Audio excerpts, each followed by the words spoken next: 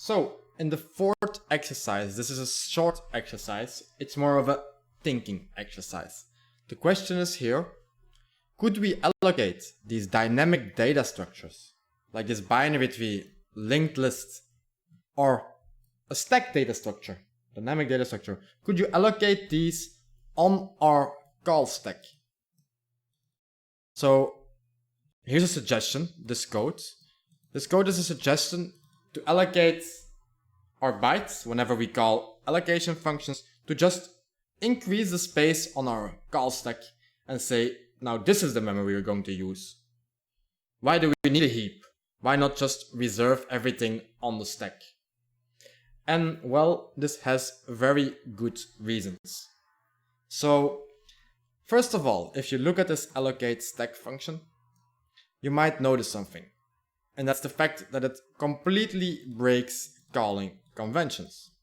So SP has a different value before and after the function, which is not allowed. SP is a Kali safe register. That means a function is not allowed to modify SP. And you might be like, well, yeah, but okay, let's change the calling conventions. What if we change the calling conventions? Well, you're still in trouble, because without this calling convention, the call stack cannot work as the way it is intended.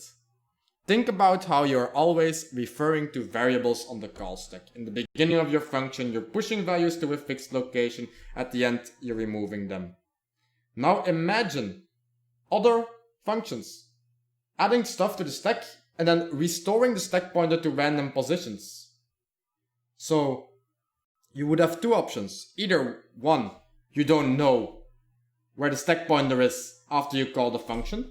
You can't predict the value of the stack pointer after you called it, which would lead you into trouble, because then you cannot do relative addressing to the stack pointer. Now you could say, make the stack pointer caller safe, we save it somewhere in memory, and when the function returns, well then, we restore the stack pointer to our old value.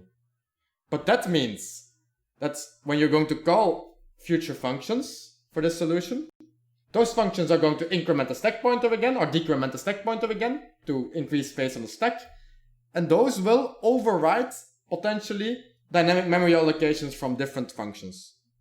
So there is a really good reason why the stack pointer is Kali safe. That's the only reason that stacks work the way they do. It has to be Kali safe. You cannot circumvent this. This is how a call stack works. A function pushes elements to a stack and removes it before it returns.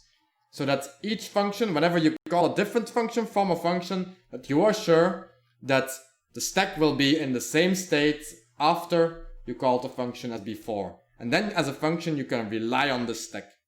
If you would do dynamic allocation, if you would allow this, this condition does not hold anymore and your call stack becomes useless. So no, it's not possible to do this. If you figure out a way to do it, I'll be very interested. I don't think it's possible. We need a different structure for dynamic allocation. If you would allocate stuff on a stack, you could do this, but the lifetime of this allocation would be no longer than the function in which you allocated it. So, if this function violates calling conventions, the function that calls it could have stored the stack pointer somewhere and restore it, but then you just deallocated everything that was just allocated. You simply cannot do this. So you cannot use the call stack. This is like in a C function returning a local variable. If the local variable was stored on the call stack, this will be deallocated when you return, and so you're not allowed to return a local variable. If you return a value from a C function, you will not return a reference, you're not allowed to return the address of a local variable, which is likely stored on the call stack. Because if you do that, well, once you return from the function, this address is pointing to unallocated memory. Very dangerous. So, answer, no, this is not possible.